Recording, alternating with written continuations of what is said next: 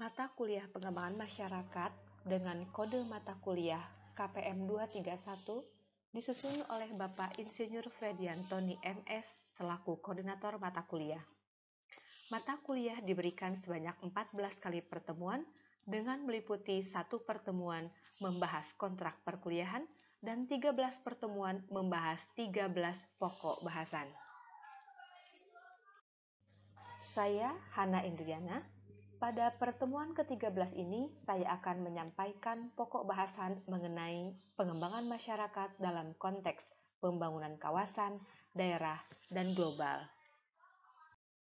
Setelah mengikuti mata kuliah ini, diharapkan mahasiswa akan dapat: pertama, memahami filosofi pengembangan masyarakat dan posisinya dalam teori-teori pembangunan. Kedua, menganalisis dan mendiagnosis kondisi aktual suatu komunitas dalam konteks pengembangan masyarakat. 3. Memahami prinsip-prinsip dan pendekatan dalam pengembangan masyarakat. Dan 4.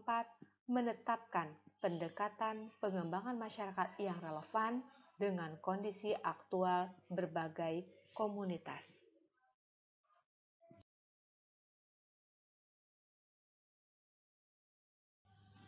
Terdapat 3 subpokok bahasan pada PB 13 ini, yaitu: pertama, pengantar; kedua, pengembangan masyarakat dan pembangunan kawasan dan daerah; 3, pengembangan masyarakat dalam konteks global. Sebagai pengantar pada materi kuliah ini, mari kita pahami bersama bahwasanya penyelenggaraan pembangunan tidak semata-mata menjadi tanggung jawab pemerintah. Pembangunan memerlukan peran serta komunitas. Oleh karena peran serta warga komunitas sangat penting, maka pemerintah perlu melakukan pengembangan masyarakat dengan memberdayakan warga komunitas dan stakeholder lainnya. Pada subpokok bahasan mengenai pengembangan masyarakat dan pembangunan kawasan dan daerah akan dimukakan dalam 2 bahasan, yaitu pengembangan masyarakat dan pembangunan kawasan, serta pengembangan masyarakat dan pembangunan daerah. Pengembangan masyarakat dan pembangunan kawasan meliputi uraian mengenai: 1. Konsep agriculture estate sebagai salah satu konsep dalam pembangunan kawasan pedesaan dan landasan hukum yang mendasarinya. 2. Pilar agriculture estate yang mencakup ciri khas agriculture estate. 3. Pendekatan pengembangan masyarakat sebagai penggerak ekonomi pedesaan. 4. BUMDes atau BUMDes bersama sebagai penggerak ekonomi pedesaan. 5.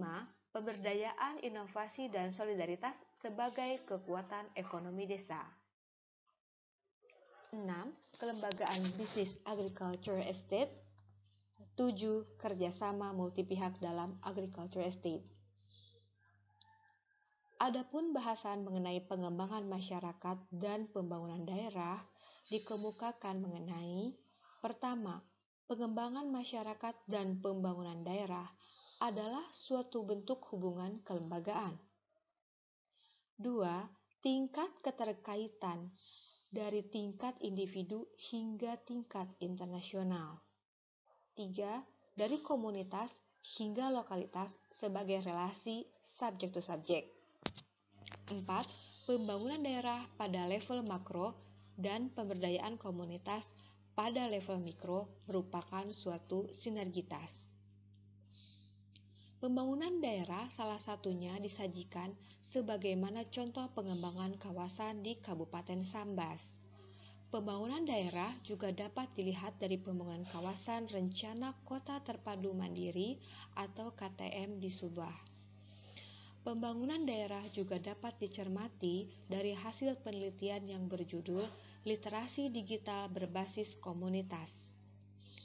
Penelitian tersebut melibatkan 17 kabupaten, 8 provinsi, dan 45 komunitas kerjasama antar desa kawasan perdesaan.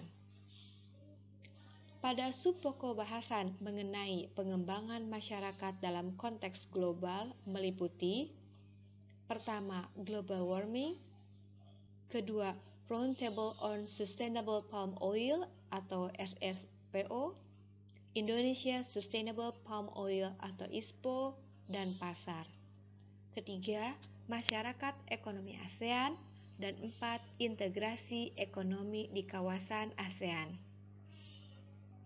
Lebih lanjut, mari kita simak materi tersebut dalam sesi perkuliahan mata kuliah pengembangan masyarakat.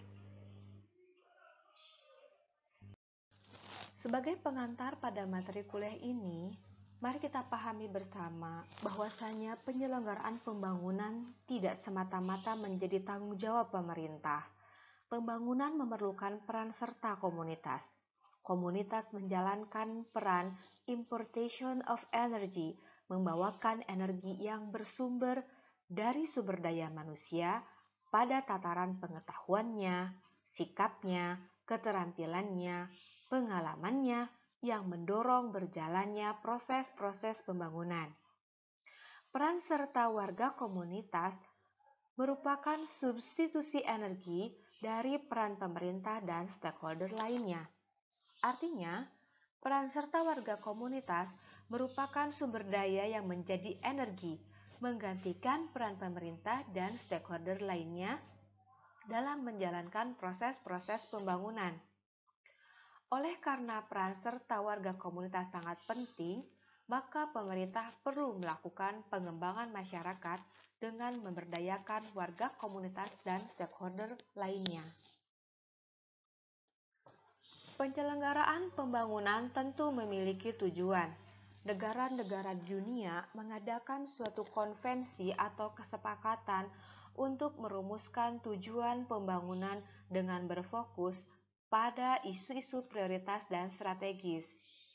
Pada kurun waktu tahun 2000 hingga 2015, negara-negara di dunia melakukan suatu konvensi yang disebut dengan Millennium Development Goals atau MDGs, yang menyepakati bahwa pembangunan diselenggarakan untuk mencapai 8 tujuan pembangunan di era milenium, yaitu 1. Menanggulangi kemiskinan dan kelaparan. 2. Mencapai pendidikan dasar untuk semua. 3. Mendorong kesetaraan gender dan pemberdayaan perempuan. 4. Menurunkan angka kematian anak. 5. Meningkatkan kesehatan ibu. 6. Memerangi HIV/AIDS, malaria, dan penyakit menular lainnya. 7. Memastikan kelestarian lingkungan hidup, dan 8. Mengembangkan kemitraan global untuk pembangunan. Pada kurun waktu tahun 2016 hingga 2030, pembangunan bagi negara-negara di dunia bergeser menjadi pembangunan yang berorientasi pada keberlanjutan, sehingga disebut dengan Sustainable Development Goals atau SDGs. SDGs menjadi konvensi negara-negara di dunia dengan memprioritaskan keberlanjutan pada aspek sosial, ekonomi, dan lingkungan. Sustainable Development Goals atau SDGs merupakan tujuan pembangunan berkelanjutan yang meliputi 17 goals atau tujuan yang menjadi prioritas, yaitu: pertama, menghapus kemiskinan; kedua, menghapus kelaparan; ketiga, hidup sehat; keempat, pendidikan berkualitas; 5. Kesetaraan gender; keenam, air bersih dan sanitasi; 7. Energi yang bisa diperbarui dan terjangkau; 8. Ekonomi dan pekerjaan yang baik. 9. Inovasi dan infrastruktur yang baik. 10. Mengurangi kesenjangan di dalam dan antar negara. 11. Kota dan komunitas yang berkelanjutan. 12. Penggunaan sumber-sumber daya yang bertanggung jawab. 13. Tindakan iklim. 14. Lautan yang berkelanjutan. 15. Penggunaan tanah yang berkelanjutan. 16. Kedamaian dan keadilan. 17. kemitraan untuk pengembangan yang lestari. Pada subpoko bahasan mengenai pengembangan masyarakat dan pembangunan kawasan dan daerah akan dikemukakan dalam dua bahasan, yaitu pengembangan masyarakat dan pembangunan kawasan, serta pengembangan masyarakat dan pembangunan daerah.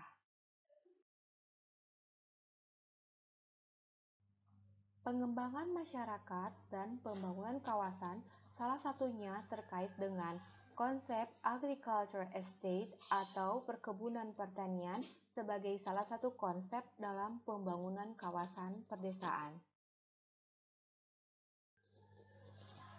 Merujuk pada landasan hukum yang mendasarinya, pembangunan kawasan perdesaan didasarkan pada Undang-Undang Nomor 6 Tahun 2014 tentang Desa. Pada Undang-Undang Nomor 6 Tahun 2014 tentang Desa, dikemukakan bahwa pembangunan desa menggunakan dua pendekatan, yakni desa membangun dan membangun desa. Desa membangun menempatkan pembangunan yang merupakan kewenangan desa, sedangkan arahan membangun desa dilaksanakan melalui pembangunan kawasan perdesaan yang merupakan kewenangan pemerintah. Secara terstruktur, pada Undang-Undang Nomor 6 Tahun 2014 tentang Desa, Bab 9 tercantum pembangunan desa dan pembangunan kawasan perdesaan, di mana pada Bab 9 bagian ke-1 tercantum pembangunan lokal skala desa, dan pada Bab 9 bagian kedua tercantum pembangunan kawasan pedesaan. Pembangunan lokal skala desa menunjukkan pendekatan desa membangun yang melibatkan pemerintah desa, musyawarah desa, dan partisipasi masyarakat. Sementara pembangunan kawasan perdesaan menunjukkan pendekatan membangun desa yang melibatkan pemerintah pusat, provinsi, kabupaten atau kota, dan kerjasama antar desa. Kedua pendekatan tersebut menjadi landasan atau arahan kegiatan pembangunan bagi pemerintah pusat, provinsi, kabupaten, kecamatan, maupun desa. Agriculture estate atau perkebunan pertanian merupakan salah satu bentuk perwujudan kawasan pedesaan berkelanjutan. Agriculture estate tersebut dibangun oleh 5 pilar, di mana pilar-pilar penopang itu merupakan jalan bagi kawasan perdesaan untuk mensejahterakan desa. Terdapat 5 pilar agriculture estate, yaitu adanya penataan ruang yang partisipatif, adanya modal bisnis dan kemitraan, adanya tata kelola dan socialpreneur, adanya sistem pembiayaan, dan adanya prasarana desa dan infrastruktur. Kelima pilar yang membangun agriculture estate tersebut memiliki keterkaitan dengan kebijakan penataan ruang untuk membangun kawasan pedesaan. Agriculture estate sebagai salah satu bentuk perwujudan kawasan perdesaan berkelanjutan tersebut memiliki ciri khas. Ciri khas tersebut ditinjau dari dimensi orientasi produksi, orientasi bisnis, basis produksi, pola organisasi kerja, pola penguasaan lahan, pola transaksi produksi, sumber modal produksi, dan etika produksi. Terdapat 8 dimensi yang membedakan antara estate atau perkebunan dengan agriculture estate atau perkebunan pertanian. Dari dimensi orientasi produksi, estate berorientasi pada peningkatan produksi, sementara agriculture estate berorientasi pada keberlanjutan produksi. Dari dimensi bisnis, estate berorientasi pada konvensional atau profit oriented atau berorientasi pada keuntungan. Sementara agriculture estate berorientasi pada kewirausahaan atau sociopreneur dengan benefit oriented atau berorientasi pada manfaat. Dari dimensi basis produksi, estate berproduksi dengan berbasis perusahaan. sementara agricultural estate berproduksi dengan berbasis pada rumah tangga petani di mana bersifat padat karya dan diorganisasikan oleh BUMDes atau BUMDes bersama. Dari dimensi pola organisasi kerja, estate memiliki organisasi kerja dengan pola pemilik atau tuan, pekerja atau buruh, dengan relasi yang bersifat kontraktual, berdasarkan kontrak atau kesepakatan kerja.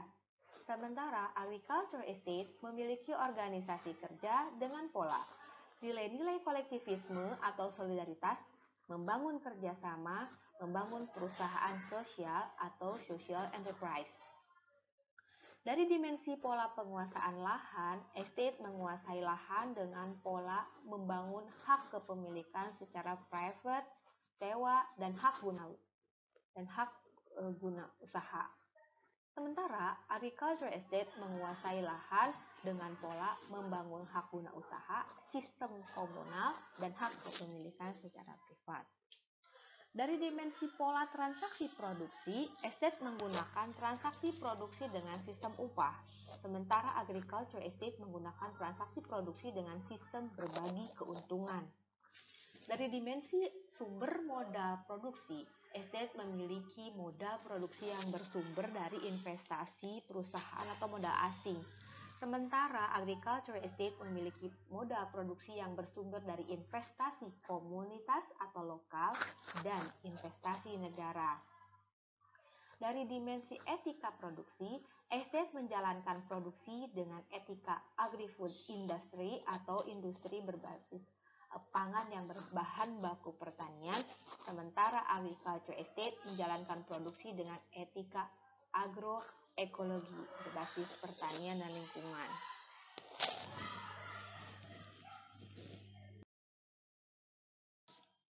Pendekatan pengembangan sebagai penggerak ekonomi perdesaan menjelaskan bahwa ekonomi perdesaan akan bergerak dengan adanya pengembangan pada berbagai aspek yang melibatkan peranan aktor-aktor penting dengan hubungan timbal balik.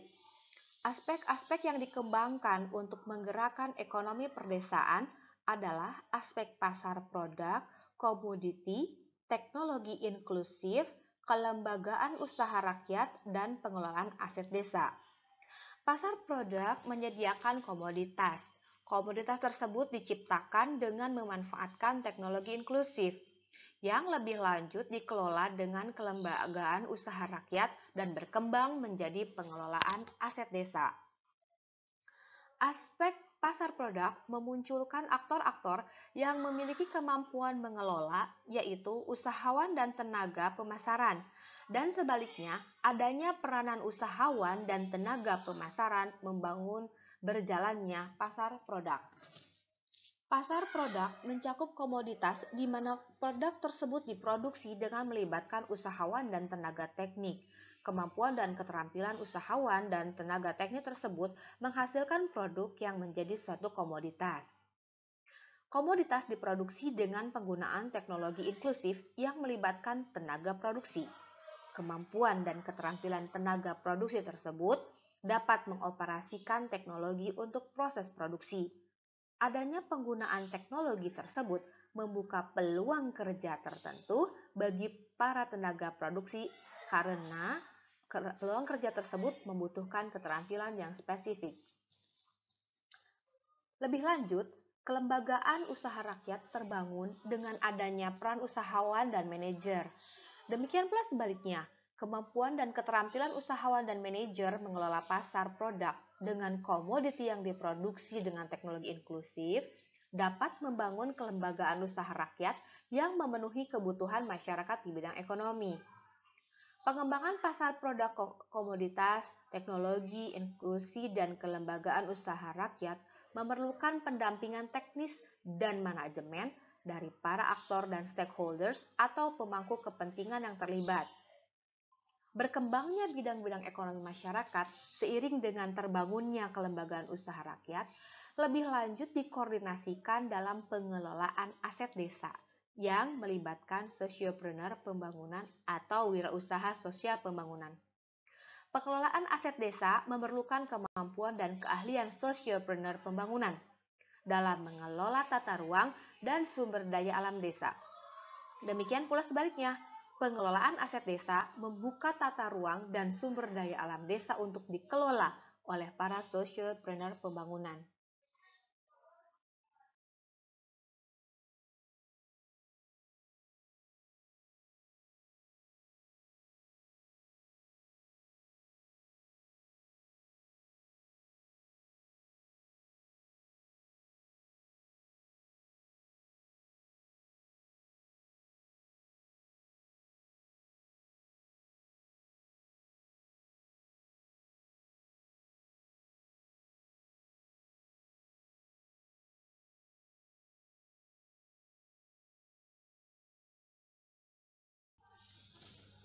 Adapun bahasan mengenai pengembangan masyarakat dan pembangunan daerah dikemukakan mengenai pengembangan masyarakat dan pembangunan daerah sebagai bentuk hubungan kelembagaan. Apa yang dimaksud bentuk hubungan kelembagaan? Bentuk hubungan kelembagaan yang dimaksud adalah bahwa konsep pengembangan masyarakat mengandung makna adanya keterkaitan yang tidak hanya secara ekologis dan ekonomis tetapi juga secara sosiologis. Beragam keterkaitan tersebut dalam level organisasi berhubungan secara fungsional karena dipandang sebagai suatu sistem kelembagaan lokal yang berpengaruh terhadap kehidupan komunitas. Jadi, hubungan kelembagaan kata kuncinya adalah 1.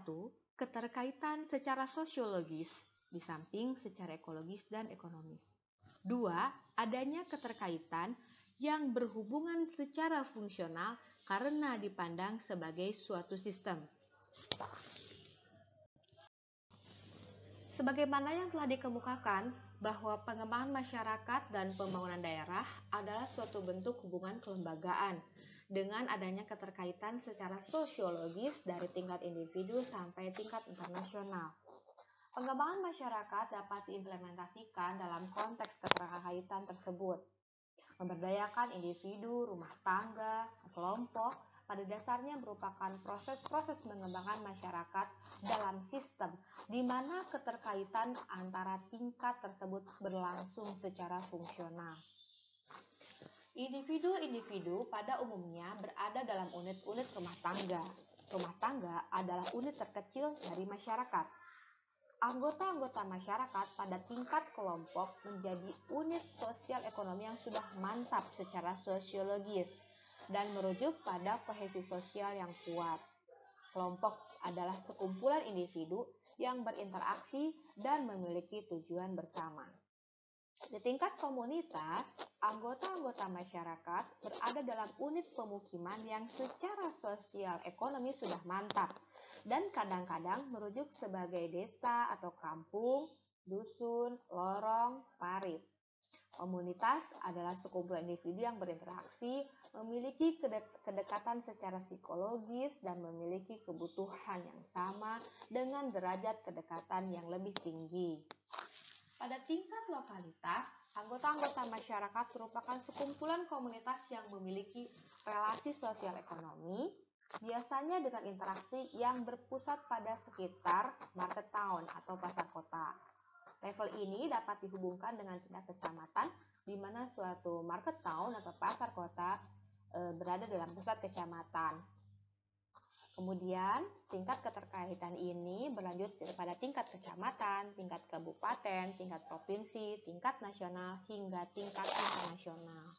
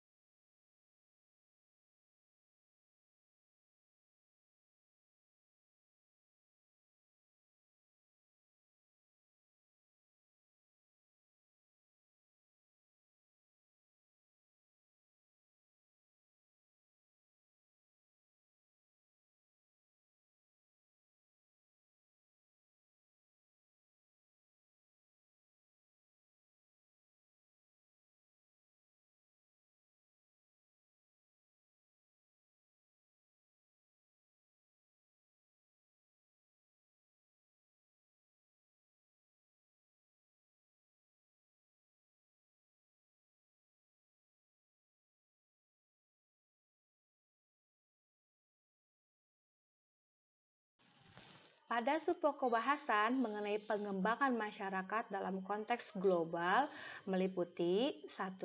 Global warming, kemudian Roundtable on Social Palm Oil atau RSPO, Indonesia Sustainable Palm Oil atau ISPO dan pasar, kemudian masyarakat ekonomi ASEAN, dan integrasi antara koperasi dan korporasi. Pengembangan masyarakat dalam konteks global dikaitkan dengan global warming bahwa pada dasarnya masyarakat dunia membangun suatu konvensi yang bersepakat untuk mendukung program-program pengembangan masyarakat terkait dengan pengentasan pemanasan global. Salah satu bentuk konvensi tersebut adalah dengan adanya rumusan Protokol Kyoto, di mana negara-negara besar dan negara-negara maju bertanggung jawab untuk mengurangi pemanasan global ini. Dalam Protokol Kyoto merupakan kompromi negara maju dan negara berkembang, di mana turut mengantisipasi terhadap kasus pemanasan global. Selain itu, program-program di tingkat nasional seperti halnya Clean Development Mechanism atau CDM dan REDD, Reducing Emission from Deforestation and Forest Degradation, merupakan langkah-langkah dari negara maju dan negara berkembang untuk mengupayakan pemanasan global dengan cara melestarikan hutan sebagai paru-paru dunia. Negara maju memberikan subsidi kepada negara berkembang, khususnya negara-negara tropis, untuk menjamin kelestarian hutannya, di mana masyarakat petani pada negara berkembang diberikan ruang, diberikan subsidi, diberikan bantuan terkait dengan kebijakan pemerintah untuk turut melestarikan hutan dengan cara melestarikan pohon-pohon yang berada di hutan, baik dengan penanaman kembali maupun dengan menjaga pohon-pohon yang sudah ada, seperti itu. Tujuan dari digalakkannya pelestarian hutan ini adalah untuk mengurangi emisi karbon yang diproduksi oleh masyarakat di negara maju, seperti itu. Nah, pada aras komunitas, upaya-upaya pengentasan pemanasan global ini juga tampak seperti adanya pembangunan mikrohidro atau pembangunan listrik berbasis mikrohidro ini di level komunitas, seperti halnya di Subang. Nah, pembangunan pembangkit listrik tenaga mikrohidro ini, seperti kasus di Subang ini, melibatkan peran serta masyarakat setempat dalam pengelolaannya, baik dalam pengelolaan secara teknis maupun secara administrasi pembayaran. Selain itu, pada aras komunitas juga terdapat program-program pengentasan pemanasan global seperti halnya penimbunan sampah untuk pembuangan akhir yang disebut dengan landfill. Selain itu juga adanya pemanfaatan energi matahari sebagai bentuk salah satu dari upaya antisipasi pemanasan global. Selain itu, terkait dengan bagaimana mengupayakan perkebunan sawit di Indonesia yang berkelanjutan, dilakukan dengan cara mengkaji kembali sertifikat lahan yang dimiliki oleh para petani sawit Indonesia. Kemudian dikaji kembali sejauh apa para petani menggunakan benih atau bibit bersertifikat sehingga sawit yang diproduksi itu adalah sawit yang berkualitas. Selain itu, selain dari aspek teknis juga untuk membangun perkebunan sawit yang berkelanjutan di Indonesia, dibangun kelembagaan petani dan koperasi yang mengelola proses produksi serta distribusi dari sawit yang dihasilkan oleh petani setempat. Dan yang keempat, adanya program replanting atau penanaman kembali tanaman sawit yang sudah tidak berproduksi atau produksinya menurun. Pengembangan masyarakat dalam konteks global juga terkait dengan adanya isu masyarakat ekonomi ASEAN, di mana pada masyarakat ekonomi ASEAN ini berupaya untuk mengintegrasikan antara korporasi dan korporasi. dalam konteks regional negara-negara di ASEAN. Nah, upaya-upaya pengembangan masyarakat dalam rangka kerjasama antara korporasi dan koperasi itu dibangun dalam bentuk integrasi korporasi dan koperasi. Terdapat 4 prinsip dalam membangun integrasi ekonomi di kawasan ASEAN, yaitu dilihat dari 4 prinsip. Pertama, tujuan, sumber kekuatan, pola kerja, dan mekanisme pembagian nilai. Korporasi memiliki tujuan meraup keuntungan melalui kegiatan produksi barang dan jasa. Produk yang dihasilkan berdasarkan permintaan pasar. Sementara koperasi memiliki tujuan mengorganisasikan kegiatan produksi untuk memenuhi kebutuhan anggotanya. Produksi atas dasar kebutuhan anggotanya.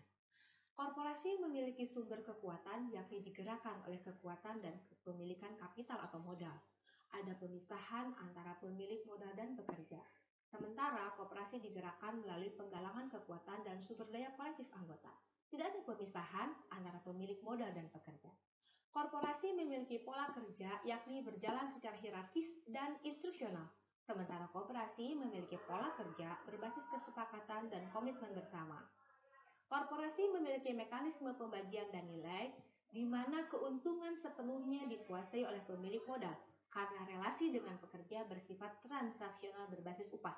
Sementara koperasi memiliki mekanisme pembagian nilai, di mana hasil kerja kolektif didistribusikan sesuai dengan kontribusi masing-masing anggota. Terlampir beberapa daftar pustaka yang menjadi rujukan dalam menyusun materi ini dan sebagai sumber literatur untuk mendalami materi kuliah ini lebih lanjut. Demikian pokok bahasan ke-13 ini saya sampaikan. Terima kasih.